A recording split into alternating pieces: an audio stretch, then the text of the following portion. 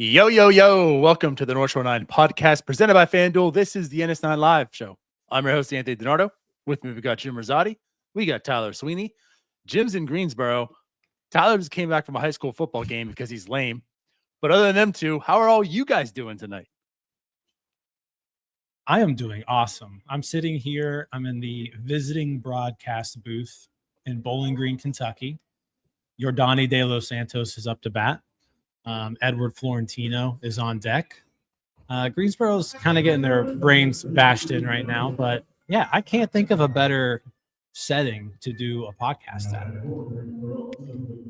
The Lisbon Blue Devils are up 7-0. It is the third quarter, and it's week 1 of high school football. Football's back, guys. Like, unbelievable. You got to love some football. You know what we call people like Tyler? Loser. You're all a bunch of losers. It's pretty mean. It's true. Ryan says don't get thrown out. I will say this. I cleared this 100% with everyone here. So, yeah, we should be good to go. Very proud. But no, I was excited. Levi Sterling made his high A debut tonight. We won't talk about the rest. He gave up 6 runs. But yeah, well, we won't talk about that. Just the first start jitters. That's all. Football song, guys. All right, we got to change the subject quick. Yeah, let's get into it. So what are we going to talk about tonight? Well, we're going to revisit the David Bednar trade. Why? Well, because of course Rafael Flores has come very clutch for the Pirates the past few games. And we'll talk about Oneil Cruz coming back. We'll talk about this upcoming Dodgers series. But first, we got a $2 super from Dean. Jim, how did Florentino look? Florentino looks good. He homered yesterday at the game I was at. Just a tank. Good eye. Like, doesn't seem to chase too much. He walked yesterday. He walked earlier tonight. He just flew out though, as that question was popping in. So we'll see how he does in his next at bat. There it is.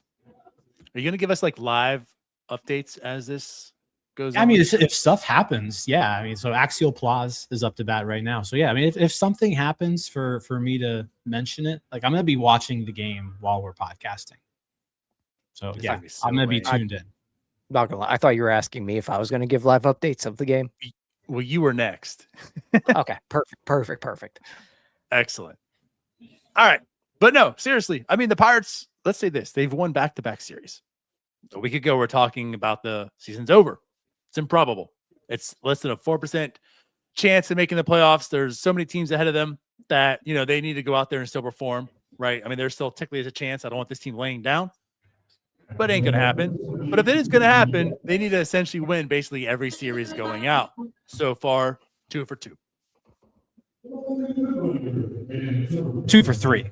Let's talk. I mean, because we did say that they needed to win every series starting with the Miami series. Technically, it was during the Miami series we did this. So technically speaking, yes. And we are talking in technicalities. So we are talking technicalities. It was a good homestand, right? Like you would have preferred to take 5 of 6 there, but 4 of 2 is like the bare minimum that's acceptable at this point. They have to win 2 out of 3 games going forward, and they probably need to steal a couple more. So it's a good start. I mean, obviously they put themselves in a really, really bad spot. We are on the outside looking in for sure. Still not to 500 yet. And we have a 9-game road trip about to begin with 9 games against folks who are ahead of us in the standings. So, yeah, it's going to be tough.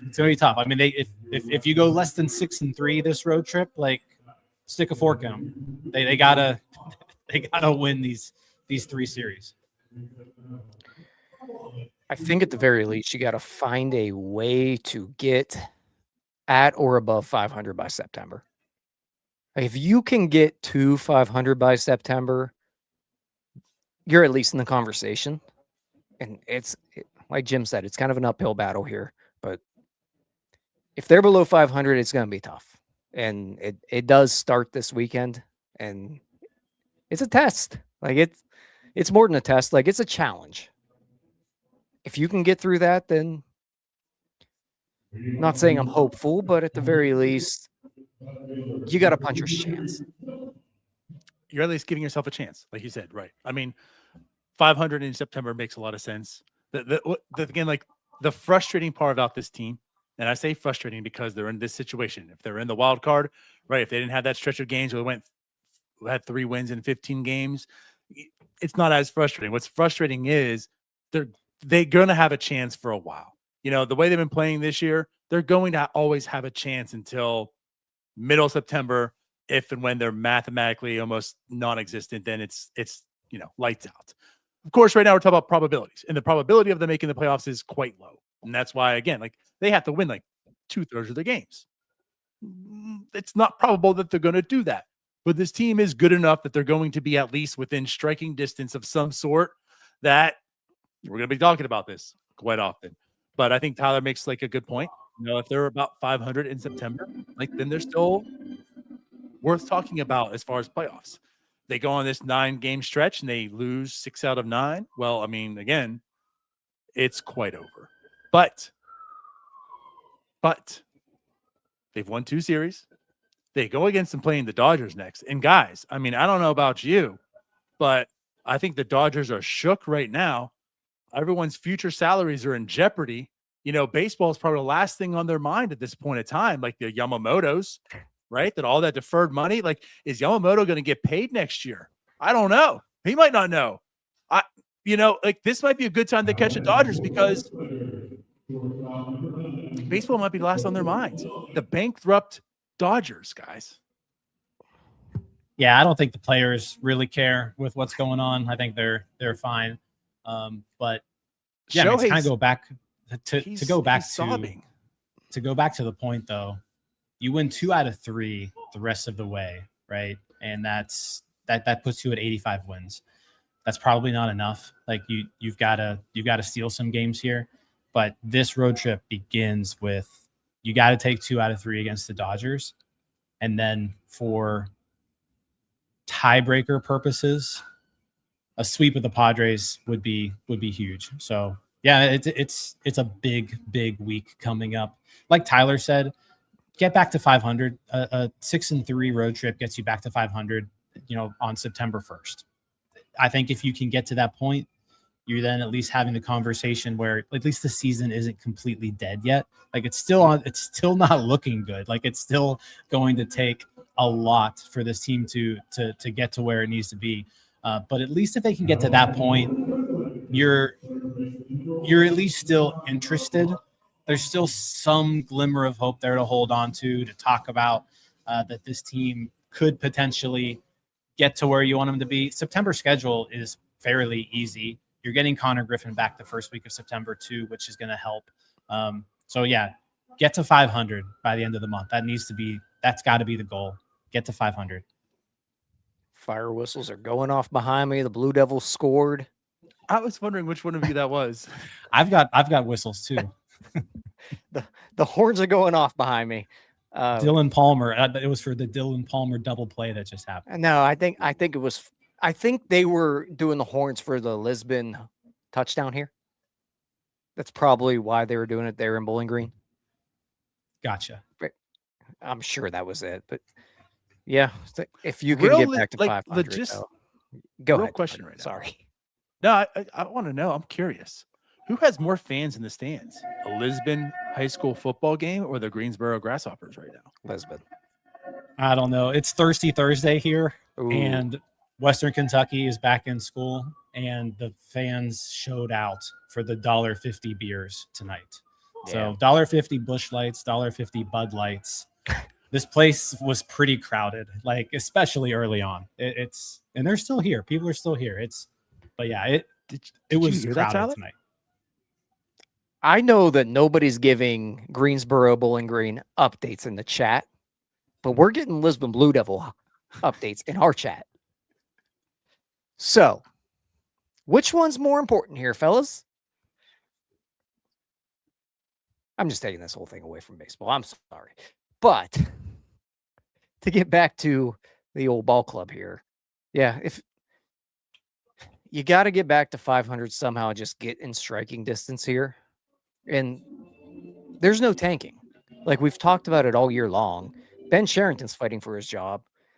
With that being said, Don Kelly's kind of fighting for his job because if his GM gets fired, who knows what happens with him. They can't tank for a draft pick because they're already out of that. Like, you got to go after every win you can. It's not like you can fold here. Hell, guys are fighting for a job on the team. And the one thing about this team, all year long, we've said they're quite resilient. You know, they're still fighting. They should be. Right? Like, and again, when I said that, like, it's not like I had a doubt last week that they're going to lay down. Now, I mean, I guess you could have had a little bit of a doubt because they were looking very flat. And again, Don Kelly called them out for that sense. And since that call out, they've been playing a lot better. I'm not equating it that it must be Don Kelly what he said, but however, they're back to more or less playing their brand of baseball. Frustrating, but good enough to hang around. But again, you know, they have been playing better, and they don't seem like they're losing that fight. They're losing for other reasons, but it's not because of fight, you know. And again, that's been proven. I mean, that walk off, I unfortunately was able to watch the game. Man, I wish I could, because that looked like a game that would be fun to watch. I saw a little bit of the first few innings, like background noise, more or less. But Rafael Flores, 2 home runs off the bench, and then Lau walk off. Like, this team does have fight. Yeah, I mean, they don't give up. And I mentioned that game. That game, the Pirates don't win pre-trade deadline either. You know, Paul Skeens isn't able to finish 5 innings, but you kind of knew that was a game that you had to win. And Don Kelly had all of his new shiny toys, you know, at his disposal for that game. And so, you know, instead of going with some just guys who, quite frankly, shouldn't even be in the majors, right, at that point, when you're down 3-1 in the 5th inning, he turns to Gregory Soto, and then he turns to Camilo Doval, and then Luke Weaver, and then Mason Montgomery. So, like, he turned to his horses when they were down, which kept the game where it was. That's a game where, again, if they played that game a month in the past, that 3-1 game becomes a 4-1 game, becomes a 5-1 game, becomes a 6-1 game. The offense maybe fights back and hits a few homers at the end, but they lose 6-4, right? That is the difference that this new bullpen can help with this team, because we didn't really see too many comeback wins. Like, we saw the team fight that first half of the year, but we didn't see very many comeback wins because it was really difficult for the bullpen to keep the game where it was at. Like I said, the offense would score, and sometimes they'd catch up, and then the bullpen would blow it late. That game yesterday was big because that was something that we hadn't really seen this team do in a long time.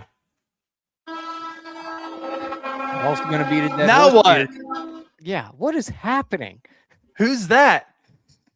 Greensboro's getting crushed. There's errors, there's hits. It's they're down 11-1 now.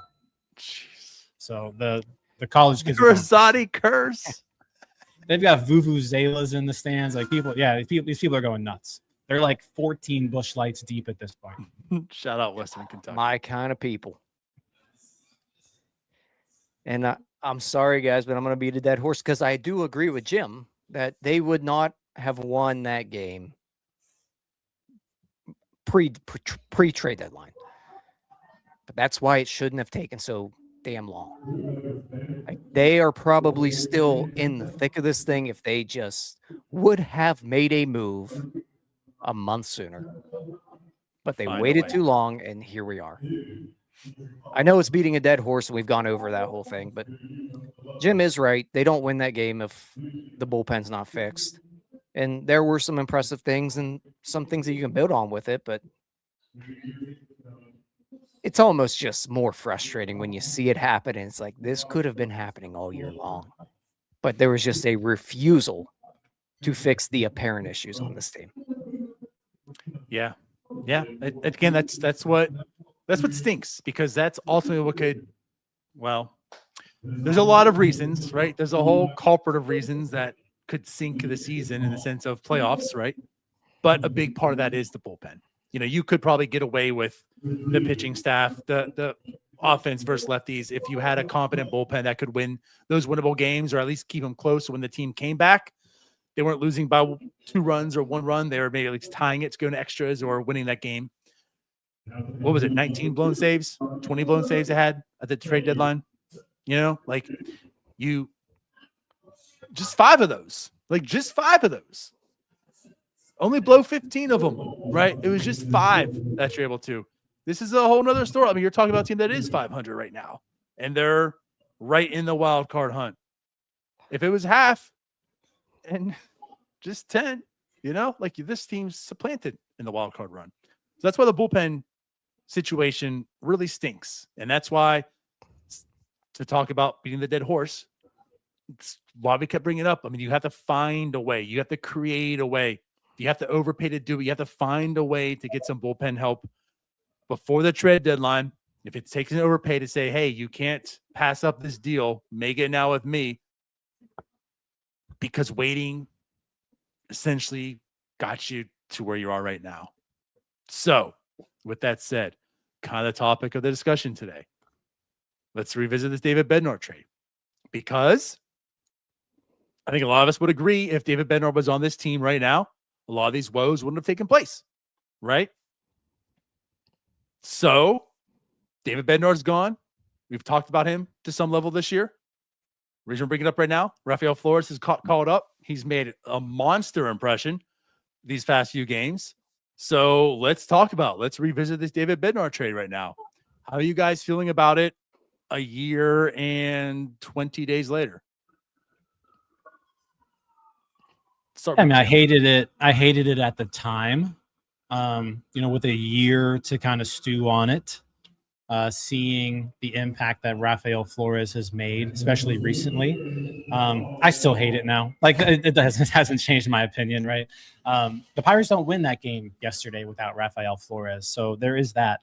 But I think the Pirates probably win a handful of games that they lost throughout this season if they just have David Bednar on the team. So you look from an overall value standpoint, I think Bednar, if you had to just choose, who's putting you in a better situation right now, I think it's David Bednar. Also, if you really liked Rafael Flores, I mean, I'm not here to poo-poo on the guy, but he was a 24-year-old catcher who was kind of blocked. He was just promoted to AAA at the time. If the Pirates really wanted this guy, I feel like they could have just gotten him some other way. I don't know if you had to trade David Bednar for him. So yeah, that's kind of my thought. I still don't like the trade. I will say this, Flores is looking a little bit more appealing as time goes on. I didn't know how he was going to be able to overcome the whiff issues. It's still high, but the power is legit. I mean, I think it's safe to say, even in a small sample size, the dude can hit the ball hard, and he also possesses the skill to hit the ball hard to the pull side in the air, which is going to lead to home runs. So yeah, I mean, I really like what I see out of Flores. I think he's got a future on this team. I hope he continues to get some playing time. I hope he continues to perform. But if you're forcing me to choose, I'm taking Bednar still. But I also, like I said, I think you could have just gotten Flores if you targeted him and traded some other guy. I hate the trade more today than I did when it happened. And I don't care what Rafael Flores has done lately. He's been he's obviously, they don't win that game without him. At the same time, they don't win the Dodgers game without Tyler Callahan. I don't want Tyler Callahan on this team. I don't really care what happened in a small sample size here. Now, granted, there is a lot more upside with a Rafael Flores. And you have seen, like Jim said, the power to the pull side. We've also seen him show some power oppo. So there's there's definitely some interest with him. And with that as well, I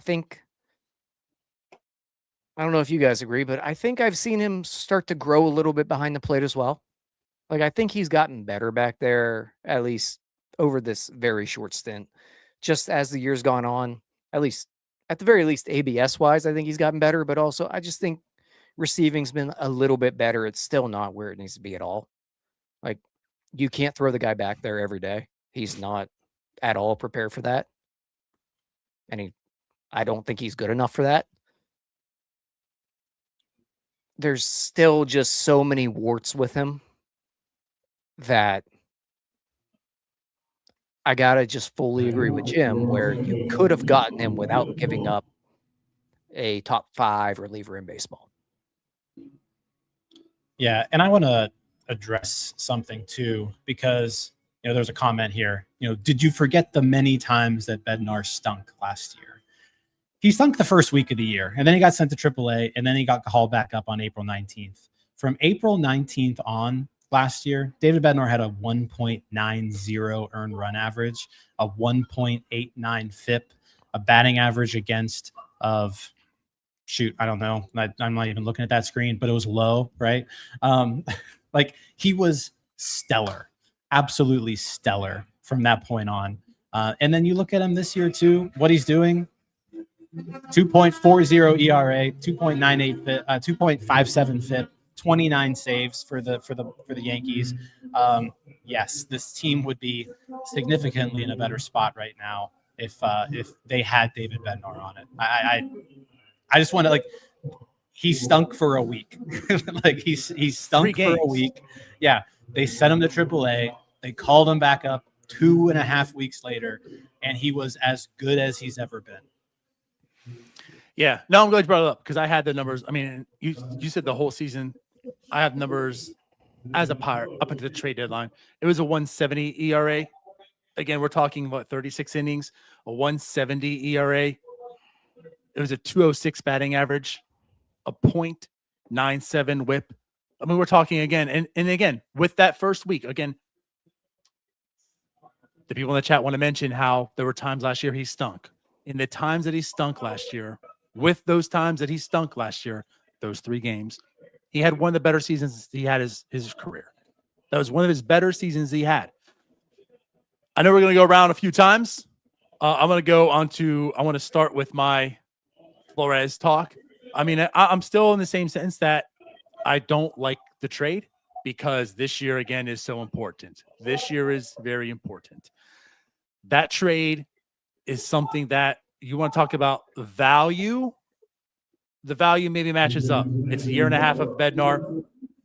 It's a lot of control with Flores and some other parts, which, by the way, with Ryan Sanchez, he helped get Walker. So there's that part of it also you could log that, right? So there is that did help them in some sense of getting a control reliever back. It's no David Bednar, right? Walker's never going to go in the 9th inning and shut this, other team down or whatnot. But it just was one of those moves where maybe the value lines up, but this is more of a long-term thing, and it doesn't really help 2026. And that was certainly exposed this year. If David Bednar was on this team, you probably don't get Gregory Soto. This is where I have to unfortunately back up Tyler and say maybe he was right. Sucks. I mean, I like Soto. Jim, you like Soto? I still don't hate the signing of Soto because of what was here. But if you have Bednar, you're probably not signing Soto.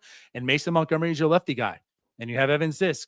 And we see what Montgomery is right now. If this rotation, even with it, what they are, right, underperforming, you had Bednar there. You have Mason Montgomery there. You have some other arms, right? You let go of Santana. He's gone, whatever. Like, you're still going to have some early problems. But Bednar helped stabilize that. And right now, you have a shutdown bullpen. This is a team that's certainly in the wild card hunt with David Bednar this year, not that trade. Counterpoint: you still sign Soto with Bednar. You just don't sign Ozuna. You could, but And They're that probably not having not. Ozuna, you needed to sign something. Like, you still needed left-handed relievers. You couldn't just roll with Evan Sisk only. So you go out there, you still get Soto. Soto's now your setup man with Santana, who ultimately ended up sucking. But it just pushes everybody down a notch, right? Like that's the value of having Bednar. I still think you bring in a guy like Soto, and then you just don't sign Ozuna. And just not having Ozuna on this team would have won another 2 to 3 games probably because of how bad he was. Counterpoint, you just don't sign Soto because he sucks. I mean, that's just incorrect. I think that's incorrect. He really doesn't suck, but like he was not worth the money at all. I think you're wrong. I think you're completely wrong. But they could have, but I don't know if they're allocating $16 million to 2 bullpen arms when you have barely $100 million cap. If I think they probably do something, but they're probably not signing Soto in that. I think because they traded Bednar is why they had the luxury of spending $7 million on a reliever. If we're really being serious, though, Jim is correct. We should be hating on the Ozuna signing. That's the one that really just screwed the pooch here. But yeah, also going back to my other point too is like I feel like Flores is a guy that was sort of stuck in the Yankees system, where like if you really wanted him, you could have gotten him anyways. Like you could have just gone, you could have gotten him. You could have traded Dennis Santana for Rafael Flores. That's probably the biggest point, is that they traded the wrong reliever. They traded the wrong guy. And I'll say that's revisionist history. Now, to be clear, I think we all agreed we would rather have traded Santana last year than Bednar. But it was also like one's got to go. You got to keep one of them. Well, I should take that back. One didn't have to go. If one goes, you have to keep somebody. That's where we're going with. If you're trading one, it can only be one. Because I think the writing was on the wall. They were trading one. Yeah, and who knows? Maybe nobody wanted Santana. I mean, that's always a possibility too. I mean, he was out pitching his peripherals for a couple years, so maybe that was the case. But you know, Bednar was certainly the more attractive reliever. But you know what? Yeah, I just feel like if this is coming down to Bednar versus Flores, I guess I'm using the why not both. Like, why not both? Can I just say here, I don't know why I am listening to either one of you talk about relievers when both of you sat here on the pre-trade deadline show and told me the Pirates should really target Kenley Jansen. And then what happened? Well, not everybody's perfect. Nobody's perfect, Tyler. Jansen's actually been quite good. Until like Rafael and Flores, he wouldn't have happens. He wouldn't have. That would have never happened too, because he would have never faced Brandon Lau and Rafael Flores, because he would have been. It would have happened against someone else. And then I'd be sitting here just like this again, like I do every time we talk about relievers. I'm like, Tyler's right again. So does it just every reliever suck? Because Kenley Jansen's going into the Hall of Fame. No, so like, no, I said Luke Weaver. Who sucks? I said Luke Weaver is good. Luke Weaver gave up 3 earned runs. Yeah, Weaver gave up 3 runs. That game didn't matter. That game was over. It didn't matter. All the games matter, Tyler. That one didn't. They were already losing. He didn't lose in that game. But they could have come Luke back. Weaver has Rafael not lost Flores the game. could have won that game. Soto has lost them a game. Yeah, he's lost. I'm right. You're wrong. But I guess the other thing I want to go and talk about Flores here also. Like, I mean, it's 19 games? Like, I'm also not ready to stand like, oh, Flores is the dude either. He's been very good so far. 6 home runs, those 19 games. I mean, he's been very good.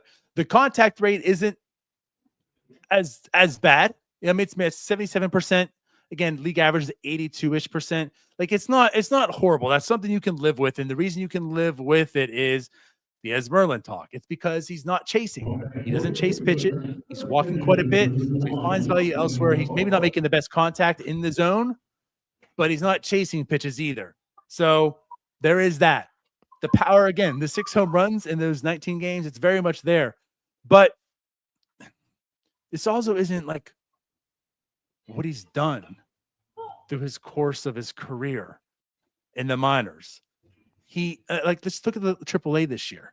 He was a below average hitter in AAA. He recently got kind of hot and fire, right? But it was basically lefties. He has when you look at his splits in the minor leagues, sorry, I had it up here a second ago. He hits against lefties a 957 OPS. Versus righties, it's a 626. What he's doing up here right now is he's hitting both. Again, super small sample. Like, what happens when the pitchers start to figure him out and do things a little bit differently? You know what I mean? Like, that's not what he is. So I just fear that he's still more or less going to be a platoon type of player, which again could be a very good platoon, but it's also on the short side of the platoon. Maybe he matched righties and not lefties, then, it's a little better. But like, if you're going to be a platoon guy and you're on the short side of the platoon, that's what we're talking about right now. Yeah, I mean, he's hot, right? It's a hot start. Obviously, he's not going to keep up a 1,000 plus OPS, right? That's not who he is. And I think you pick your spots with him, right? Like, you certainly play him against lefties. He clearly can hit those guys better.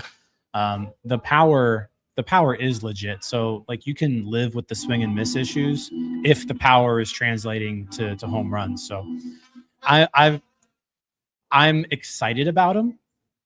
I still obviously, need to see more, because like you said, it is a pretty small sample size. Is he going to continue to be, I mean, and the other thing too, is he's a catcher, like, and if he can just be a average defensive catcher, which I don't think he's there yet. Like, I don't think he is. Like, I think he's still below average. But if he can be an average defensive catcher and an average offensive player, then you're talking about a pretty good player. Because there aren't too many average offensive hitters at the catcher position in Major League Baseball. So there is potential here that they could have found something with Flores. I mean, if you look at his Zips projections over the next 3 years, and Zips kind of thinks that he's a league average hitter. I mean, it's nothing like too sexy, but that's OPS is in the low to mid 700s, which if you're playing solid defense at catcher, you take that 10 out of 10 times. But you need to be playing That's a big solid if. defense. Yeah, he's got to get better at catching. Right. He's got to get better at doing like half of his job. It's basically where it's at.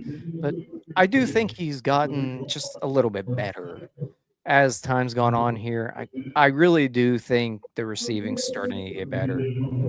Another part of it is that he does have the body type, unlike Endy, that at least appears to be able to hold up over a major league season as a catcher. Like, we know of Endy's injury issues, and a lot of it might not be his body type and how small he is, but he's not a big dude, and it might not be the right spot for him, or it might not just work out. He's got to hit. At the end of the day, he's just got to hit, and that's where my major question is. I don't know if he's going to hit because the contact is just not quite where you want it to be. I know it's similar with Merlin. Difference to me is that Valdez has hit all throughout the minors. He just hits everywhere you put him. You don't see that with Flores. He kind of came out of nowhere. Yes, he hit with the Yankees. He hit with the Pirates he had like a year of hitting. And now he's starting to pick it back up. But there's not a track record with him.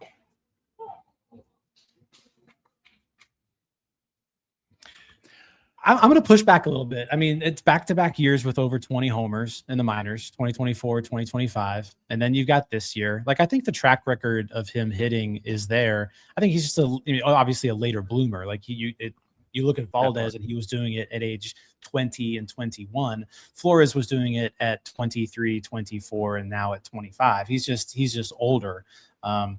So I don't think that's a fair thing to say because he has hit at every level that he's played at, essentially. So yeah, I think there's something there. I think he can be a league average hitter. Obviously, we need to see more out of him, but I mean, early signs point to he can at least hit the ball really hard, which is a good sign. that's a good sign. Yeah, and again, like he absolutely mashes lefties. And for this team right now, especially we're talking about the rest of the way, that's what this team really needs. So you're talking about a player who should be a mainstay in this lineup versus lefties. You're putting him in a position, right, where he can excel, where he's going to be successful. Like you said, Jim, pick your spots. Like for right now, this year, that's where the value of Rafael Flores is going to come in. He is going to help this team stabilize facing lefties, which hopefully there's two of them in this Dodgers series we talked about. He can help out with, but he's got to do that part. You know, that was part of the conversation that Tyler and I had on NS9 Live, that some of the guys that you don't talk about, right, they're gonna have to step up. Your Rafael Flores types. We said Ronnie Simon at the time. Ronnie Simon's gone now, but like Rafael Flores needs to be that guy, and it's pressure on him that is unfortunate, right? It's not fair to him that there's a lot of pressure that he needs to continue playing, not to this level. He doesn't have to do this every time, but performing well versus, left-handed pitching for this team to really have that chance. But he's been doing it so far. And again, that is where he excels at. So like, that is what he's good at. The catching part, again, I'll give you 1 second here, Tyler. I just want to say one thing. The catching part, the body is built to endure and last, like you're saying, unlike Endy. I worry a little bit. It's so big, though. Like, he's a big boy. Stallings being here, like, that's a guy I want him to just gravitate to. Like Flores and Stallings should be tied at the hip because Stallings also improved greatly defensively. He was a big body. And I mean, Jordan Comedino also is just amazing with the catching crew. So, I mean, look not to take away from Henry, right? Henry's take away from him. Worker. He sucked. He's a tremendous worker, right? But like Jordan, I feel like this Pirates catching core has always been better than expected defensively. And at some point, you just have to stamp the people that are there. So can Flores improve potentially? A guy like Stallings, I think, again, could probably help him out there too, because there's a lot of limbs in that body.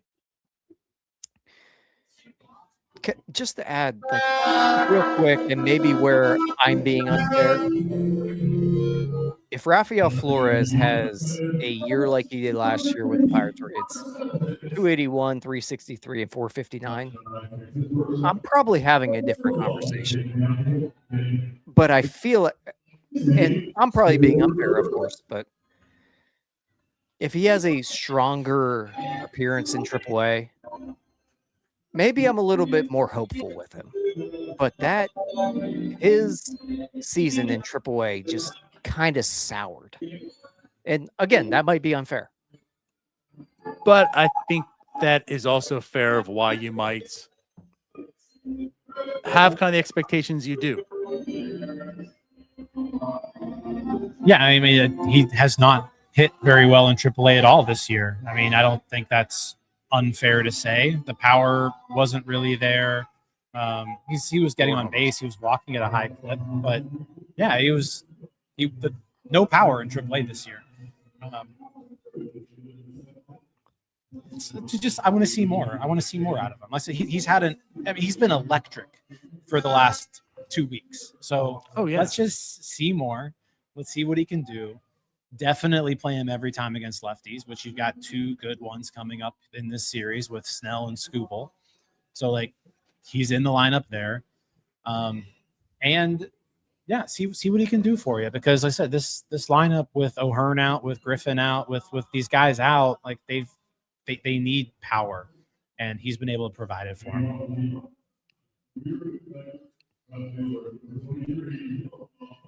Cool. So I think we all kind of agree. Like, don't know if it's going to keep up. Love the trade. There's still a lot of things. There's still things to like with Flores. There's still some opportunities. He's still an unfinished product. I don't think any of us are ready to stamp him because of these 2 weeks, but there's definitely traits. And again, the contact rate was a worry. That was especially a big worry when he came over. I think it's gotten a bit better. It's I'll say this, and I'm glad you brought that point up, Jim, because I did say a little bit too about walking. I didn't say about the AAA.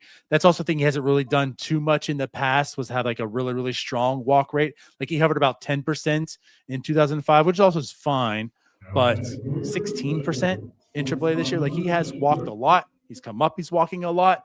So, seeing those improvements, again, the strike zone awareness a little bit better right now. Yes, the contact rate is still not where you want to see it, but if he possesses the power he has, and it's not egregious. I mean, it's better than Esmerlin. Like Esmerlin's is lower than him. So it's not totally out of line where it's like, okay, there's no hope for this guy. He's doing a lot of the same things, maybe not as quite as good as Esmerlin in the other aspects, but there's potential there with that bat, for sure. But I'm with Tyler too. Well, and you, Jim, like that defense does have to get better, but in this regime, kind of have faith in them that if there's an organization that's going to get the best out of them back there defensively, it can certainly be them. Yeah, I think for now, like he's your first baseman when a left-handed pitcher starts, and then you're giving him you're giving him a couple starts at catcher too. I mean, like him and Henry are probably splitting time at catcher, and Flores is playing first base against the lefty every time. So he's still playing a good amount. He's playing more than Henry, really. But yeah, he's got to be in the lineup most days at this point until he starts cooling off. Veteran lefties, defensive catchers. Two things that this team actually knows what they're doing with. That's about it. Aside from that, they are complete and utter dog shit. But they can figure those two things out. Jim Shea. Anyway, like, I'm not lying. Speaking of facing left-handed pitching, right? That's certainly something this team needs to get better at. Flores is up here. He's helping that. As Merlin's finding his stroke a little bit more of recent. Oneil Cruz is back. And there was a lot of uncertainty how he's going to look coming back just after 6 games and not setting the world on fire in his rehab starts. But, guys, he's back. He's back. And he looks right the same as he left off. He comes up, hits a home run, strikes out, but he hits a home run, 2 RBI. I mean, that certainly set the tone and got them lead the first game. And then this last game, he also had a nice base hit, got another RBI. He looks like Oneil Cruz. Yeah, I mean, they missed him. They missed him a lot. The home run in what was that Tuesday's game? That was big. I mean, the Pirates needed that. They were down 1-0 at that point.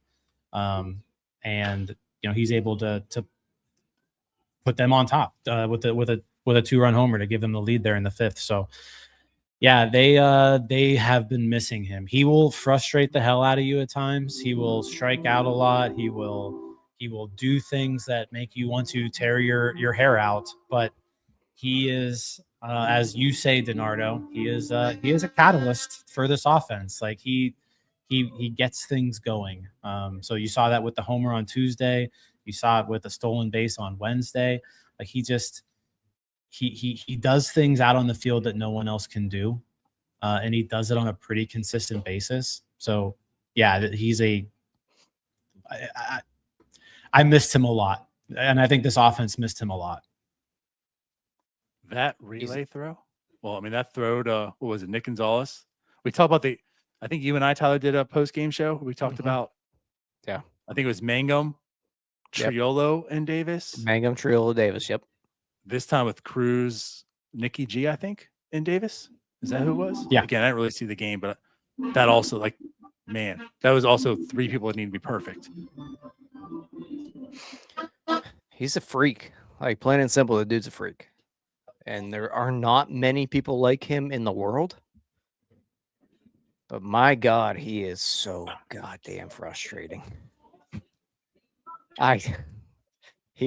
If I had any hair, I'd pull it out watching him play. But he changes the game in the blink of an eye.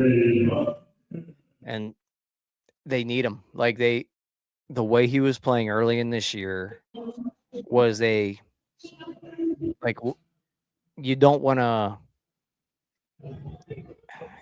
I don't want to minimize what Brandon Lau and Ryan O'Hearn and some of those guys did early in the year because they were playing out of their minds, but so much of that was because of Oneil Cruz. And not having him, and Jake Mangum filled in admirably, but not having Jake Mangum to be able to be that fourth outfielder, like that stings. And like it just bumps everyone down a touch. And now they're at a point where you don't need Cruz to be that leadoff guy. You don't really need him to carry you, but at the same time, he can. So when you need him to, you still have that bat in the lineup to be able to turn a game in a blink of an eye. I mean, he's good. He's good. And yes, he's frustrating. Of course he's frustrating. He strikes out a lot. Strikeouts are frustrating, even for people that understand and appreciate the new age of baseball. But as I've been saying from the start of the season, if him striking out 35% of the time is going to give me these numbers, then strike out 35% of the time. Because when he was injured, he left baseball top 10 in runs scored, top 10 in RBIs. He's hitting home runs. He's stealing bases. The batting average wasn't poor, right? He's getting on base. Like if the strikeouts are outs, and again, I've said this again. I said a lot with Jack Sawinski because when people want to say that the strikeouts don't matter, they do. Putting the ball in play still has a place in baseball. It's not just an out. Right, putting a ball in play can cause things. It can create runs. It can, move guys over and such. It's not the same. But if you're going to strike out 2 times a game and hit a home run in a single, that's super productive. And like you said, Tyler, that's what he's showing right now. He has again, it's 2 games. These numbers are stupid to talk about in this sense, but in these 2 games, he has a .333 batting average, a .429 on base, and .833 slugging, right? Good for a .233 weighted runs created plus while striking out 43% of the time. That's the frustrating part, right? More than 4 out of 10 times, he strikes out. But in the times he's not striking out, he's doing good things. And even if he does get just a single, he's on second base. So you might as well count it as a double. I think the other part is like, it's unlike last year. When you slide him down the 5th, 6th in the lineup, there's actually talent around him. You're not just bumping him down to bump him down to give him a little bit of a break because he's struggling. Like your 5 hitter's a major league hitter. Your 6 hitter oftentimes is at least relatively a major league hitter. 7. It's close. Like you don't have Jared Triolo right behind you with Cabrian Hayes in front of you. Yeah.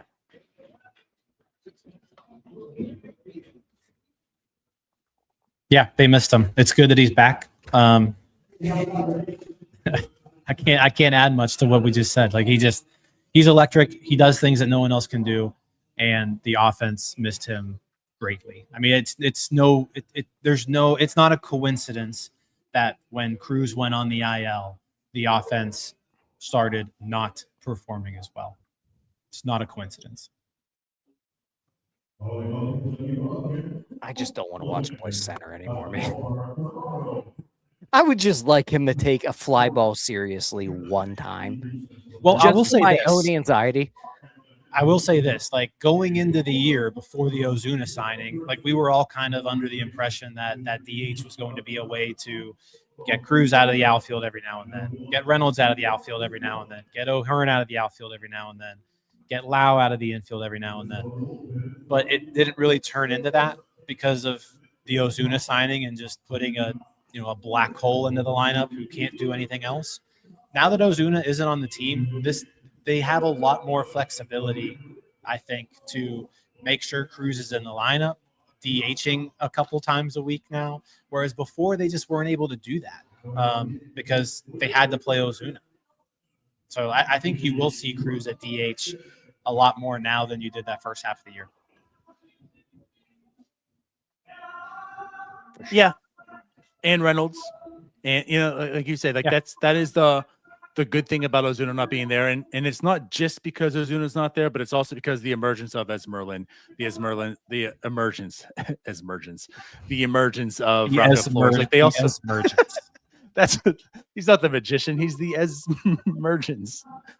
But anyways, like you also have capable bats that you can go ahead and mix and move and get people, because it's not like, okay, I need to get Reynolds a day off, I'm putting Billy Cook in the outfield. It's like, hey, I need to get Reynolds a day off. You can find anyone, and that person is very capable as well. So, yeah, that is nice to see and good to see for this team right now. We're seeing an emergence of the Pirates using the DH like we wanted them to. Just giving guys a day off with it. It's a great emergence. Axial Plaz was just pinch hit for, by the way. I don't know if that means anything. He's being traded. But yeah, Plaz has been pinch hit for. Bethancourt's what non-40 man is out there that the Pirates trading? No, but I think we're all on the same page. Like, just having him back is big. Yeah, we got to find something to argue about, guys. Oh, there's a little bit of pushback in that floor. I still think you're wrong about Gregory Soto too. He's having his best year of his career, and he's a 2-time All-Star. Like, I think you're crazy. Okay, Evan Meek was an All-Star. He blew. Not 2-time. He wasn't a 2-time All-Star though. Yeah, but he was an All-Star. He blew. And like DiNardo said earlier, which I will find the clip of, if only you blow 15 times. Can't wait to use that. What does that mean? 1.2 WAR. 1.2 WAR for Gregory Soto. It's his best year of his career. Well, what's his win probability added? Negative? I don't know. It's probably. I'm not looking. That doesn't fit my narrative. Well, it fits mine if I can find it, and if not, I'll shut up. I'll bet it's not negative. Never looked it up. It's definitely I'll pretend I never looked it up if I find it here within the next It's actually positive 1.31, which is his third best of his career. Yeah, I think you're. And the season's not over yet. Yeah, season's not even over. Yeah, Take so that, Tyler. down. Worth every penny. It is actually high. Okay, good for him. I got nothing for you. He still stinks. He's fine. He's fine. Okay, he's fine. I'll deal with that. DiNardo, you're right. He's fine.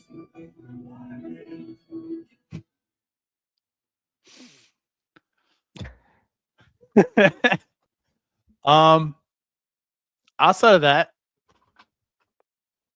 this upcoming series, so it's the Dodgers. They're on the West Coast, and hey, I mean, this is also a team that 2022 they swept the Dodgers. It could be done. It could be done. So when David Bednar's not here to pitch 3 innings though to do it, but it could be done. But at any rate, I mean, hey, this is going to be tough. I mean, yeah, it's the Dodgers. Now the Dodgers aren't playing the best baseball. I mean, there is that, but with all pitching matchups, Yamamoto is a dog. They just traded for Skubal, who is 0-2, but he is a lefty and he's a dog. And they face Blake Snell, who's a lefty and used to be a dog. Yeah, this one's going to be tough. And I mean, they lost that series to the Brewers. They were on kind of a skid right there after the kind of heading into the deadline. But I mean, they have swept 2 of their last 3 series. The Dodgers have. Now those were against the Royals and the Rockies. So, not crazy competition there, but they're coming off a 3-game sweep of the Rockies. And yeah, I mean, you look at the pitching matchups, man, Yamamoto, Skubal, and Snell. Like, it doesn't look good, but anything can happen. And if you're the Pirates right now, you've just got to figure out a way to win 2 of these games. Like, you have to win this series. Yeah. There's been a lot of talk like this. Yeah, this team has beaten the Dodgers in LA before with inferior teams, right? They marched into Dodger Stadium with Tucupita Marcano and swept these guys, right? Swept them. Tuke. I think Tuke hit like 2 homers in that series. He was, I don't know what he was doing. He must have, I'm sure he was betting on the Dodgers. His parlays hit.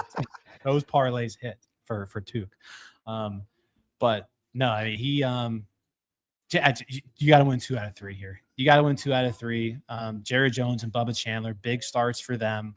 And then, Majinski's in line to pitch game 3. So you got to kind of, I don't know how they're going to approach that. It's TBD right now. I think you still roll with him, but you got to use an opener, right? Like that's just at this point you have to.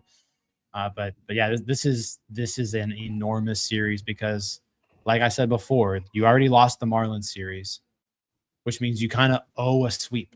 Like you owe a sweep. You can't just take 2 out of 3 the rest of the way and make the postseason. You need at least 1 sweep now. If you don't win this series, then you owe 2 sweeps. So win the series. Have to. You got to throw everything you got. Like everything you got at them. You got to treat it like a playoff series, to be honest. Like, and you have to do that the rest of the year because every single series is a playoff series for this team. Carmen, sorry, you have an opener today. And Bubba and Jared have to grow up. And I guess the one positive is that like the Dodgers are in a spot where it's not must-win types of deals. They're fine. They're bankrupt.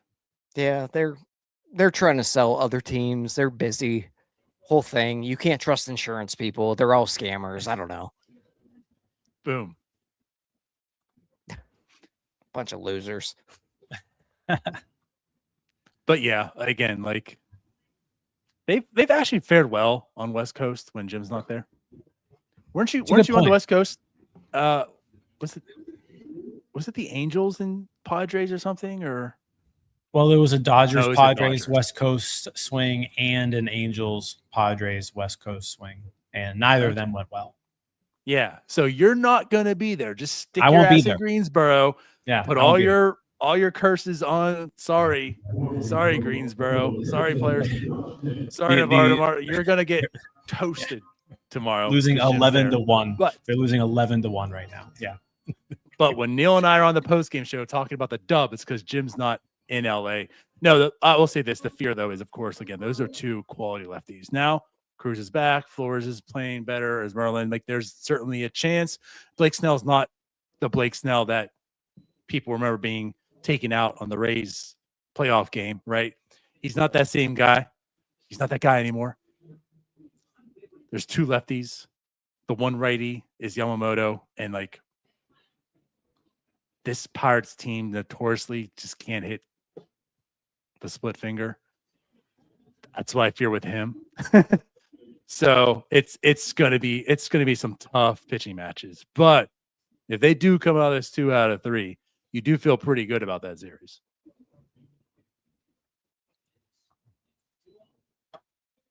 I know you got to get some. I know you need some sweeps here, but the Dodgers and the team are circling, saying, "Okay, that one's the sweep. If you can take 2 out of 3 with the Dodgers, then you're still afloat to start sweeping the Cardinals, right, or the Reds later, or the Royals later. They really got to sweep the Padres.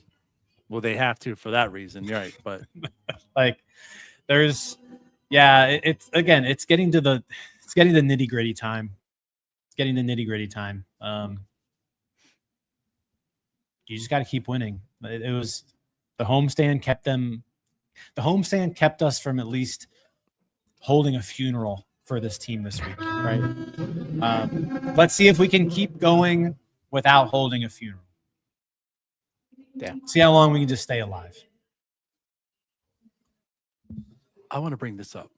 This is the very last second, but because I remember bringing him up before, and he did just start. Greg Mark says, I want to see Curtis instead of Majinski. When or do we see Curtis back? Is that in the cards? feel like it's Because gonna be I'm emergency. saying the reason I'm bringing this up too, because like you mentioned, like you're going to see Carmen. I don't know, man. I don't know. Are we? Yeah, you'll see him.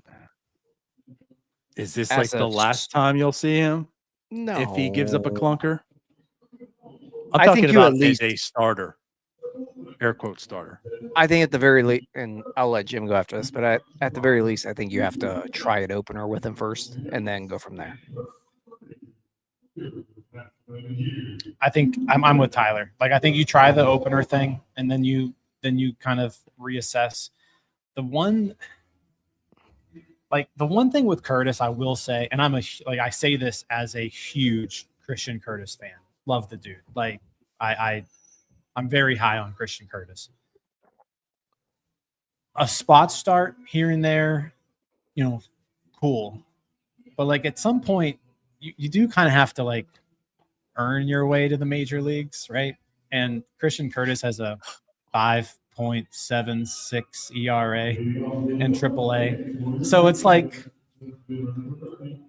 I don't know if you can just say, hey, Curtis, it's your turn. In like you've got this rotation spot now, because like he's not really getting the job done in AAA. Now, I know he had one outing in Cleveland and it went really well. And again, I'm totally for a spot start here and there, but I don't know if it's also in the best interest of everybody to just plug in Christian Curtis and his 5.76 AAA earned run average into the rotation in September. All that's fair. Carmen is not earning it right now. He has ensured this team has lost 3 games. At least give me someone as a 5th starter that's going to give you a chance. So, and again, I bring that up because he was a spot starter. He got injured. It looked good, but also because they've been going down this line and they haven't been able to find that yet. So if it's not Christian Curtis, like who is the next man up if Carmen shows this series? He ain't that guy. Because, in my opinion, it's still Carmen? It's Dotel. Oh. So they flip-flop basically. Yeah, in my opinion. Well, in the world where you have someone else start for Carmen, but in my world or the real world here, you just tell Carmen, shut the F up. You're having an opener and you're going to deal with it. You little baby. I wanted to in that world that happens next time because I grew up. But again, I'm asking. We've all been on record here. Yeah. He needs the opener. It doesn't make sense that he's gone back to the rotation without one. But if he's afforded the opener and he still goes 3 innings and gives up 5 earned runs, what is next? Because if every series is a playoff series, right, and this mindset of every series matters now, we got to start winning. If that guy, every 5th day, you're getting an automatic L because Carmen is there, is he still your answer, whether it's an opener or not, or are you going somewhere else? To be honest, at that point, I think we're at the point in the season where you have to win, at least put your best foot forward every time out. If you have to go bullpen game every 5th day, you do what you have to do. Like, we're at that point in the year. That's the answer. So I mean, that's the real answer is every 5th day you're doing a bullpen game. Okay. And I'll say this, you do have the dudes, because I guess that means Carmen's in the bullpen then, right? Carmen's in the bullpen. You've got a 4-man rotation and a 9-man bullpen. And 1 out of 5 days, you're using 4 or 5 of those guys to get through the game. And 3 of them could easily go multiple innings. Dotel, Carmen, and Balker. Yeah. Okay.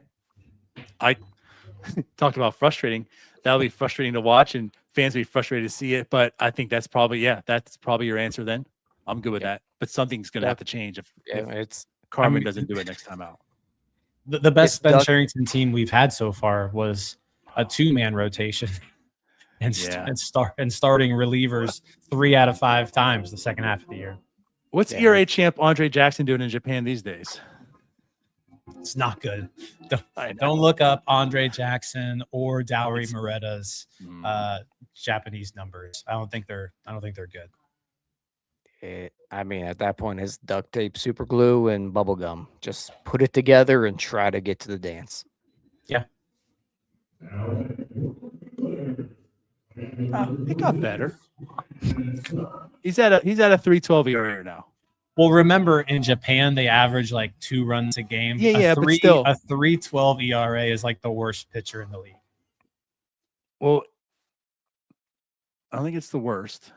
It's probably bad. But at any rate. But anyways, he it is doesn't 8-7. matter. It It doesn't No, matter. Dowry's is bad. Dowry's at a 5 something.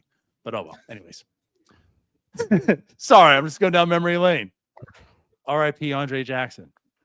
What a changeup. I like that dude. All right, we out of here. Great hair. Oh, double play. Turned by the Grasshoppers. Yeah. You know what? Here we go. We're about to get a 10 As they're spot down in the 12-1. 9th. 10 spot in the 9th to tie this up. Yeah, we're good. All right, let's get out of here. Did Lisbon win, Tyler? Yes, 14-0. Worst football game I've ever watched in my life. So 14-0, Tyler. And Jim, the game you're watching, they're down 11-1. Is that right? 11-1. Sounds about right. Let's get out of here after that. Download the app, like and subscribe, follow us, do all the good stuff. We'll see you guys tomorrow. We love you all. We appreciate you all. Bye-bye. Go Bucks. All right, that wraps up this episode of North Shore 9. Thanks so much for tuning in. Whether you're listening on the podcast or catching us on YouTube, if you enjoyed the show, please give this video a thumbs up and don't forget to hit that subscribe button if you haven't already. It really helps us grow. And if you're listening on the podcast, a quick review goes a long way in helping others find the show. Plus, be sure to tell a friend about us. There's always room for more here in the NS9 community. And for those looking to support us a little more, consider joining our Patreon, become an MVP member, and get exclusive perks while helping us continue to bring you more of the Pirates content you love. Thanks again for all your support, and let's go Bucks.